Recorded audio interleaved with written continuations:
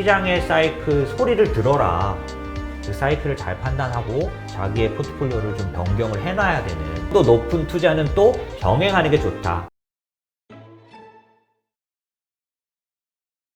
지금 이제 리플레이션이라는 말이 나오는 것 같아요. 이제 네. 앞으로 리플레이션 장세가 올 것이다. 그래서 이 리플레이션 시대에 맞는 기업에 투자를 해야 된다. 이런 얘기가 있는데 네. 이 부분을 좀 설명해 주시죠. 리플레이션 트레이드, 리플레이션이라는 거는 사실은 인플레이션하고 연결된 말이고, 아까 설명드린 것처럼 인플레이션은 경기가 살아나고 실물이 살아나려면 반드시 나타나야 하는 현상인데, 그게 나타나기 시작은 했지만 기업의 이익을 해칠 정도가 아직 되지 않는, 기업의 이익을 해치는 인플레이션은 어떤 거냐면, 사실 기업은 경기가 좋아져서 실적이 1% 좋아지는데 물가가 2% 올라가면 비용이 더 높게 올라가는 거라서 기업의 이익을 해치게 되는 거고요. 리플레이션은 어떤 거냐면 물가가 1% 오르지만 기업의 실적이 2% 올라가서 비용을 넘어서는 성장을 하는 그런 때, 그래서 주식시장에 특별히 이때를 뭐라고 부르냐면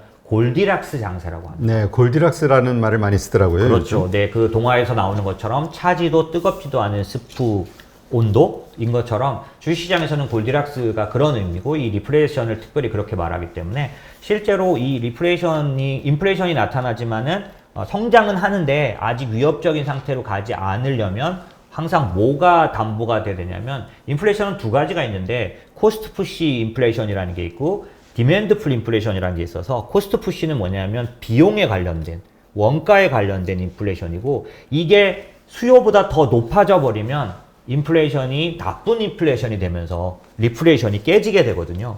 현재 요즘 테스트를 해봤더니, 예를 들어서 여러분 유가를 보시면 아실 수 있어요. 만약에 유가가 이제 백신 때문에 많은 사람들이 돌아다니고 이제 비즈니스가 살아나니까 유가는 당연히 상승 요인이잖아요. 네. 그런데도 불구하고 지금 62불 뭐 이러면서 안정적으로 가고 있고, 모든 하우스들의 유가 예상치를 보면 아주 계속해서 올라가는 걸 예상하는 데는 없습니다.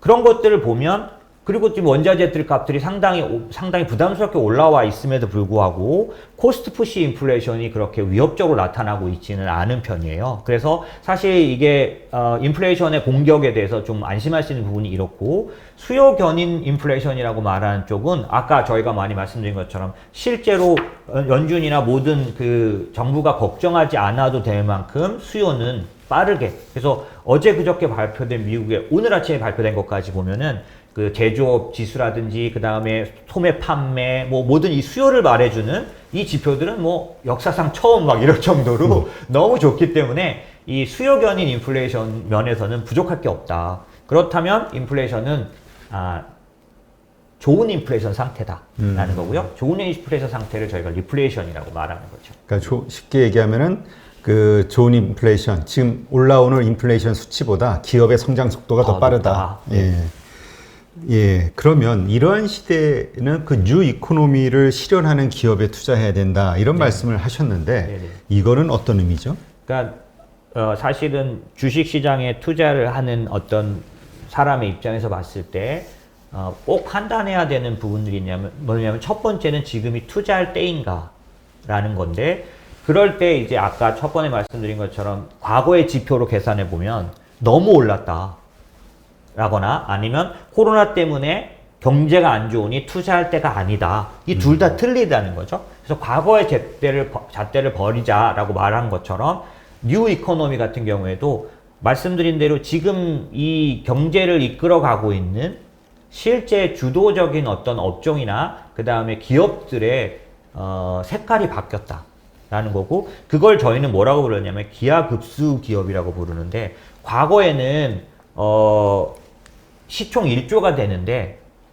포춘 500 같은 기업들은 전통적으로 20년 이상 걸렸거든요.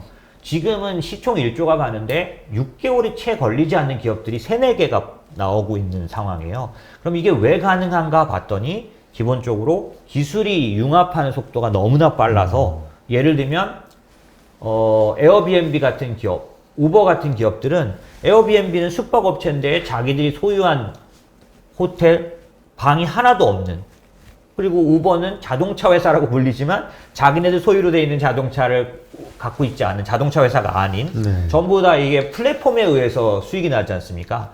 이런 식으로 기본적으로 자본은 덜 들어가고 이익은 빨리 발생하고 마진율은 높은 이런 구조들을 가진 회사들을 투자하자. 이게 뉴 이코노미인데 그런 기업들은 전형적으로 기술을 사용하더라는 거죠. 예.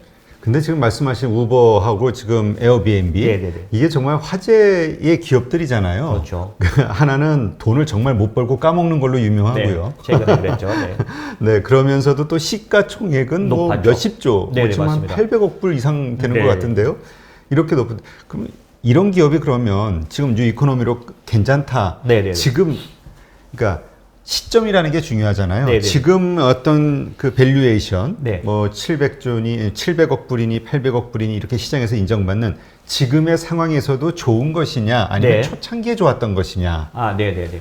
사실은 처음에 지금 제가 말씀드린 그런 가치를 확 인정을 받아서 시총이 뭐 말로 할 수 없을 만큼 높아졌다가 손정희가 매도해야 될 상태가 될 정도로 그 시총도 낮아졌을 뿐더러 IPO에도 계속 탈락을 했을 정도였으니까요. 그 초반에 그런 어떤 높은 밸류에이션은 상당 부분 내려와 있기도 하고요. 다만 지금 상태로도 너무 비싼 거 아니냐라고 하는 면들이 있을 수 있거든요. 그래서 그런 면을 생각을 할 때는 기술주 투자의 어떤 그 뭐랄까 방법이 있는데 거듭 말씀드리지만 기술주는 대중화율이 1%, 2%, 이런 3% 내외일 때 많은 사람에게 인기주가 됩니다. 그래서 폭등을 하고 자기의 실적에 비해서 너무나 높이 올라가 있는 걸 경험하게 되고요. 그러면 반드시 대중화율이 5% 이상이 되는 그 한 3%에서 5% 사이에 1년, 2년 동안 주가가 계속 내려옵니다. 그래서 이거 기술 커브를 말하는 많은 이론가들은 이때를 뭐 환멸의 기간 뭐 이렇게 부르죠. 그래서 내려온 다음에 그 다음에 다시 한 그러니까 대중화율이 5% 이상에서 10% 가는 그 사이에 생각보다 훨씬 많이 오릅니다. 그러니까 지금 우버나 에어비앤비는 딱 이 중간 단계에 들어와 있는. 그럼 앞으로 더 내려갈 수 있다. 어느 정도 내려갈 수 있지만 저는 요즘 이제 이 백신 때문에 저희가 투자한 그 경기 민감주 업종 중에 여행 레저 쪽을 투자하는 그 저희가 ETF가 있는데 그 안에 이 여행 관련된 기술주들 투자가 있어요. 네. 거기에 우버가 있고 에어비앤비가 있거든요. 그럼 지금 시점에서도 에어비앤비나 우버는 투자할 만한 가치가 있다? 저는 이제 충분히 내려왔고 이제 여기서 그 대신 빠른 수익을 기대할 수는 없다. 예전처럼 그런 환상의 단계를 갈 수 없고. 우리는 보통 미국 기업에 투자하면 자꾸 테슬라를 생각하거든요. 그렇죠. 네네. 빠르게 한 1년 안에 10배 안 가? 뭐 이런 거. 그러려면 테슬라가 아주 그 뭐라 그럴까요? 어떤 서프라이즈한 커브에 들어가기 직전에 사야 되는데 이때는 대부분 그걸 계산하는 그런 지표들은 첫 번째 아까 말씀드린 대중화율. 이게 사실 한 5%대에 들어가면 안정권이고요. PSR이라 그래서 매출 대비 얘의 그 가격의 비율이 있는데 그거는 PSR은 언제부터 의미가 있냐면 흑자 전환 후부터입니다. 지금 요즘 최근에 월가의 이슈가 뭐냐면 그 엄청난 유명한 스펙들이 지금 박살이 나고 있어요. 미국 스펙이. 그러게 좀 그게 문제라고 하던데요. 예, 그 SEC에서 규제에 들어갔거든요. 이거 부채 처리하라고 하는 바람에. 그래서 아마 저희도 좀 약간 잘 살펴보고 있는데 이런 것들이 뭐냐면 PSR로 봤을 때 아직 흑자가 아닌 상태의 PSR은 의미가 좀 테슬라도 언제부터 했냐면 사실 흑자도 진짜 흑자는 아니었어요. 뭐냐면 태양광으로. 그렇죠. 그게 자동차 판돈이 아니었는데. 네네. 그럼에도 불구하고 흑자가 된 뒤부터 피크가 커브가 달라졌거든요. 그렇다면 우버나 그 똑같은 논리로 우버나 에어비앤비 같은 경우도 흑자 전환이 되는 그 순간. 네, 진정한 흑자를 내야죠. 때가. 네, 맞습니다. 그래서 요번에 금리가 올라갈 때 스트레스를 정말 많이 받은 기업들을 보면 아직 적자인 기업. 지금 걔네들은 30-40% 내려와 있고 아직 꼼짝을 못 합니다. 그러나 빅텍들은 지금 다 올라오잖아요. 그리고 기술주 중에서도 대형주가 대부분 그런데 흑자면서 미래 가치를 좀 더 인정받았던 거거든요. 그러니까 아마존만 봐도 사실 지금 이 엄청난 탄탄한 비즈니스를 갖고 있잖아요. 그런데 그러면서도 또 미래 비즈니스 갖고 있는데 예를 들면 원격 의료.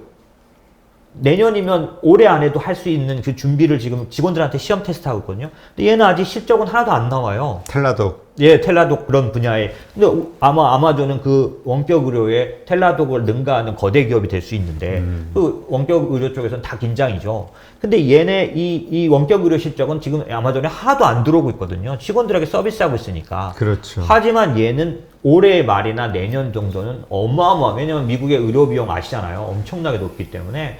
그런데 이거를 주가에다 만약에 지금 반영해 놨었다면 하락한 거는 요거의 하락이고, 지금 이미 이익을 내고 있는 그 클라우딩 컴퓨팅이라든지 이커머스는 이미 실적으로 요번에도 서프라이즈 증명을 하기 때문에 이런 기업들은 지금 올라가고 있는 반면에 아직도 여전히 적자인 데들은 금리 상승에 의해서 하락한 거를 못 메꾸고 있는 걸로 봐서 기술주 투자는, 그래서 저희는 이렇게 생각해요. 이 아까 제가 우버나 에어비앤비처럼, 혹은 요즘 팔란티어나 그 다음에 클라우드 스트라이크 같은 이런 기업들이 아직 너무 빠른 게 아니냐는 얘기들 막 하고, 이거 워렌 버핏이 투자한 기업이거든요. 스펙으로. 저기 뭐 스노우플레이크요. 네, 스노우플레이크. 그런 기업들 같은 경우에도 아직 적자예요. 네. 그러니까 얘에 대한 의견은 지금 제가 말씀드린 기준으로 보면 얘들은 아직 아니잖아요. 그렇죠. 네, 그렇지만 저희가 볼 때는 그 산업에서 얘네 너무 독보적인 거예요. 그 지금 스노우플레이크도 그 산업에서 얘밖에 없어요. 기업 하나 딱 더 생겼거든요. 그러면 저희들은 얘를 어떻게 투자하냐? 적립식으로 사고 있는 거죠. 네. 팔란티어는 참 요즘 그 화제가 많이 되고 있던데, 한국 사람들이 많이 투자하는 그 주식으로. 왜냐하면은 컨셉이 너무 좋고요. 또 그 분야에서 그 AI로 관련된 이런 빅데이터 보안으로는 뭐 하나밖에 없어요. 그리고 걔네가 스스로 자기를 소개하는 영상 같은 걸 보여줬는데, 제가 봐도 아, 이건 정말 미래에 수익이 있겠다라는 거죠. 하지만 적자죠. 네, 그러니까 이런 기업을 투자하실 때는 당연히 작년도에는 이런 식으로 유명한 주식이 떴다면, 팔란티어도 막 사람들의 입에 오르내리고 스펙 막 얘기 나오면서 뭐 오르지만, 지금은 그런 주식이 오르는 게 아니라 말 그대로 실적 장세예요. 그럼 실적 장세라고 하면 지금 실적만 하는 거냐? 아니, 아까 말씀하신 두 개의 포트폴리오를 갖고 있어서 지금 하는 투자와 미래를 위한 투자를 가져가는데, 이 미래라고 함은 그냥 꿈을 먹는 상태가 아니라, 에어비앤비가 됐든 우버가 됐든 팔란티어가 됐든, 그렇죠. 스노우플레이크가 됐든, 이런 지금 돈은 못 벌지만 앞으로 맞습니다.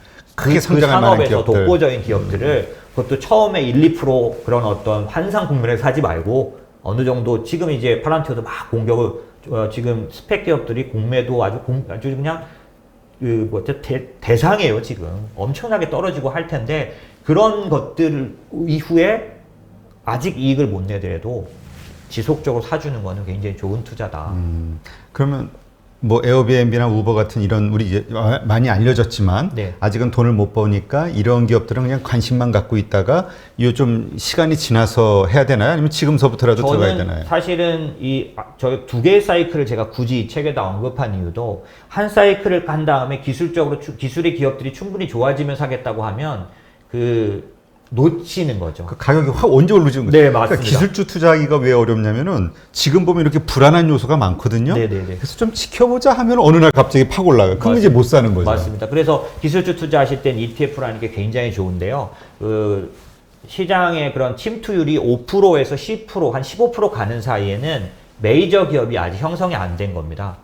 여기에 주도 기업이 결정되기 전에 그런 기간 동안에는 그 산업의 주요 기업들을 다 투자하는 방식이 제일 좋고요. 한꺼번에 투자하는 방식이죠. 그러면 사실 한 몇 년 사이에 메이저한 기업이 결정이 나면서 한 15%에서 20% 사이를 들어가게 되면, 그때는 몇몇 기업만 정해서 투자해도 되는 좋은 기회가 오는데, 그 전에는 요즘 뭐 예를 들어 신재생 에너지 같은 그런 쪽들도 아직은 전망도 크고 충분히 될 것 같지만 전체를 투자하는 게 훨씬 더 나은 때고요. 기술주도 그렇게 투자하는 게 있고, 시간이 지나서 과점이 결정난 산업들, 예를 들면 클라우딩 컴퓨팅 같은 쪽은 이미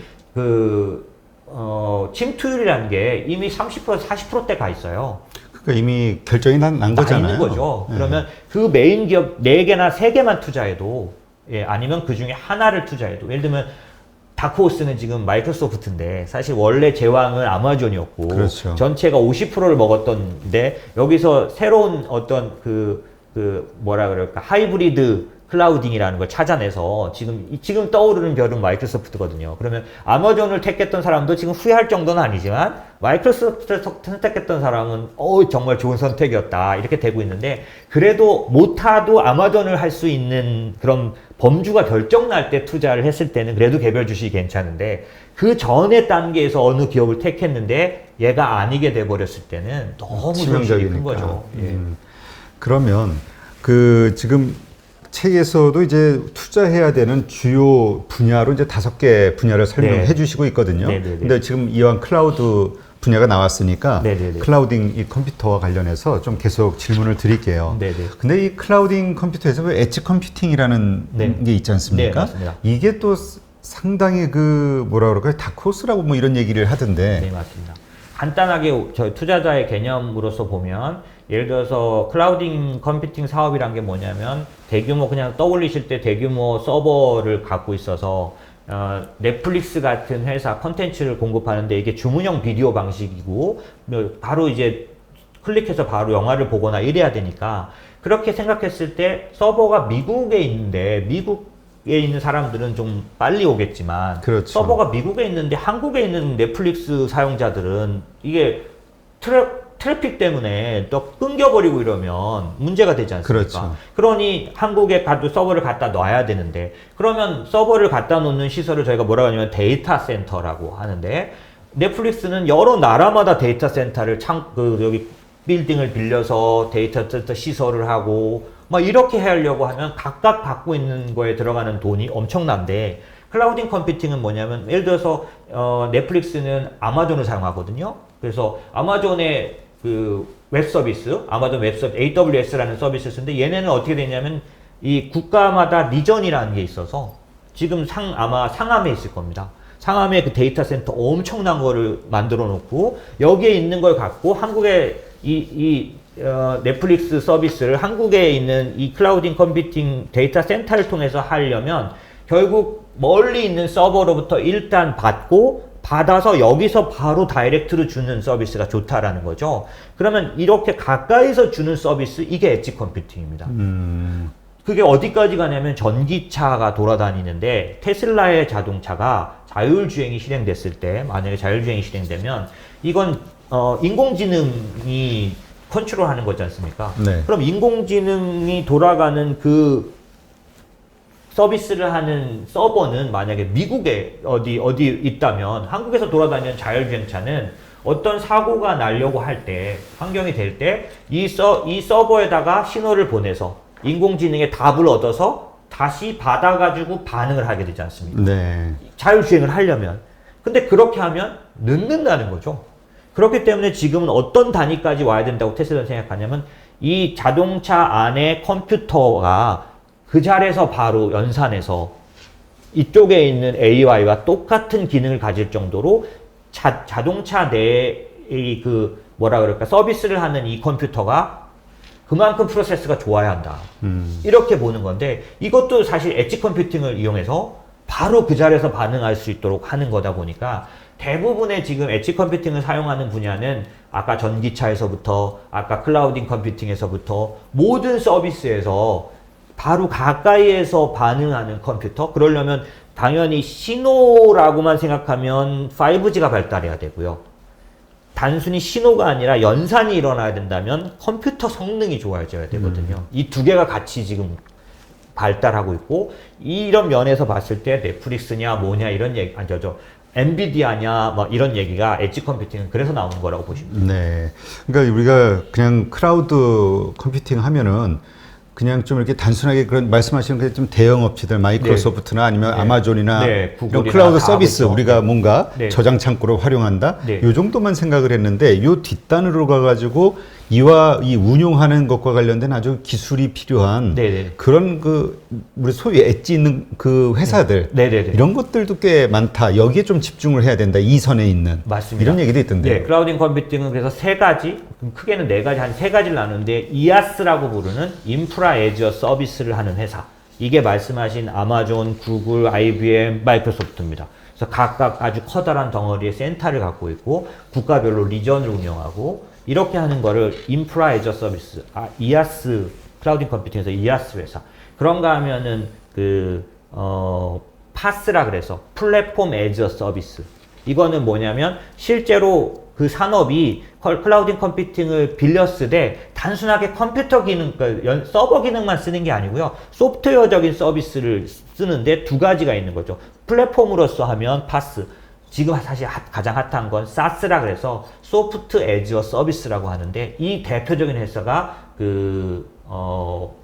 서비스 나우도 마찬가지지만 CRM 회사 갑자기 생각이 안 나네요. 무슨 포스? 세일즈 포스. 맞습니다. 세일즈 포스. 세일즈 포스. 이건 뭐냐면은 클라우딩 서비스를 제공하면서 CRM 서비스를 같이 제공하는 거죠. 그러면 만약에 제가 한국에 있는 중소기업 사장인데 사실 클라우딩 컴퓨팅을 사용할 때 그냥 우리 회사의 데이터를 그냥 보냈다가 그러니까 저장해놨다가 필요할 때만 가져오고 이렇게만 쓰는 걸로 생각할 수도 있지만 이 사스 쪽으로 가면 뭐까지 서비스 하냐면 화상회의 서비스를 제공해요. 그게 무슨 얘기냐면 제가 거래처가 중동에도 있고 뭐 유럽에 프랑스에도 있는데 제가 그 사람들하고 화상회의를 하려면 제가 양쪽 언어를 다 해야 되잖아요. 그런데 이 클라우딩 컴퓨팅에서 하는 화상회의 서비스는 바로 그냥 통역을 그냥 AI가 제공해 주는 거예요. 제가 한국말로 말하면 저쪽에다 그 나라 말로 들리게 하는 그 사이에 누가 일을 하냐? 인공지능이 해주는 거예요.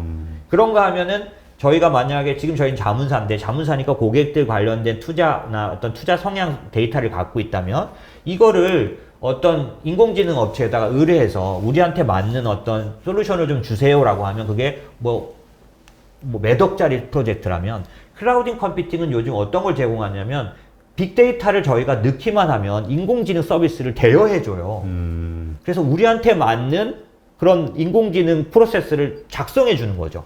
빅데이터를 자기 산업에 맞춰서 가동해줘요. 우리가 그런 AI 프로그램 하나 개발한다 그러면 어마어마한 어마어마한 시간과 거죠. 돈이 네. 걸리는데 네, 그쵸. 이제 빌려 쓸 수 있다. 맞습니다. 그런 것처럼 아까 CRM 서비스, 그 다음에 통역 서비스, 뭐 이런 인공지능 서비스, 이런 것들을 소프트웨어로서 서비스하는 거, 이게 클라우딩의 가장 궁극적인 상태다 보니 이건 계속 진화하고 있고, 지금 대중화율이 너무 빠른 속도로 이루어지고 있고요. 전 세계 IT 업체들에게 설문조사했어요. 코로나 이후에 작년 12월 올해 말에 제일 먼저 뭘 하겠냐? 클라우딩 도입하겠다. 압도적이거든요. 네.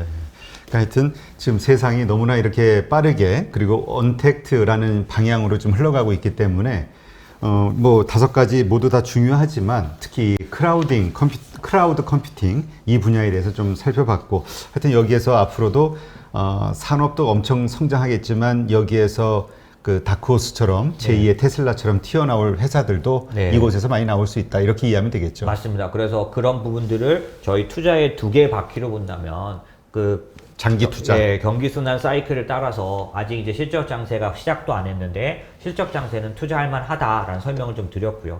이 경기순환 사이클은 그 대신 조심해야 되는 거는 사이클이 마감되는 그 위험을 줄여야 되는 시기가 왔을 때 그 사이클을 잘 판단하고 자기의 포트폴리오를 좀 변경을 해놔야 되는, 그렇지 않으면 겨울에 들어갔을 때 또 다시 다 가락이 하락해버리기 때문에 작년도 3월달처럼 뭐 힘든 기다리는 과정을 또 겪으셔야 되고, 그렇게 해서 더 늘어나는 때보다는 겨우 잃어버린 거 못 찾을 때도 많으니까요. 그렇게 되니까 이 경기순환 사이클은 항상 사이클 관리를 해야 된다. 그런 면에서 제가 책에다 써놓은 이런 책을 쓴 이유는 사실 별거 아닌데 그래도 계획이나 뷰를 갖고 시장이 지금 어디쯤 와 있다, 이런 시그널이 나타나면 이런 사이클이다, 이때다라고 하는, 그래서 하워드 막스는 뭐라고 말했냐면 시장의 사이클 소리를 들어라 이렇게 말했는데, 그런 투자를 하는 부트가 하나 필요하고, 그러면서도 4, 50년간 지금 이미 10년 지났으니까 한 40년 정도 진행될 이 구조를 바꿔놓는,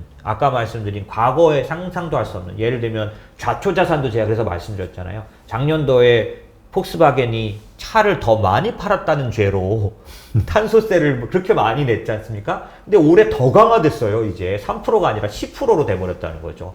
이런 식으로 되면은 과거의 비즈니스 개념으로는 이해할 수 없는 일들이 일어날 테니, 이렇게 세상의 구조를 바꾸는 기업들에 장기적으로 투자하면 사실 심적인 데미지도 좀 적으면서 한 3년 내지 5년 기대 수익률은 당연히 좀 더 높아야 되지 않겠습니까? 테슬라처럼 1000%는 아니더라도 그렇죠. 사실 그 정도 높은 투자는 또 병행하는 게 좋다. 이거를 할 때는 대신 이 투자 대상에 대해서 조금 공부가 필요하다. 왜냐하면은 이 기복이 많은데 그때마다 불안해서 팔았다 샀다가 하면은 그것도 낭비니까. 그런 면에서는 이 기술대에 대한 학습이 어느 정도 된다면 얘네들을 사실 제일 좋은 거는 매달 사는 거.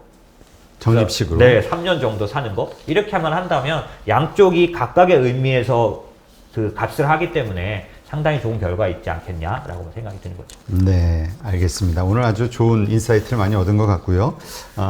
분명히 세상은 달라졌고 그 달라진 세상에서 기술과 관련된 이 변화의 세상에서 우리가 어디에 돈이 흘러가고 있는지를 파악하고 그 맥을 찾는 게 상당히 중요하지 않을까 이런 생각이 듭니다.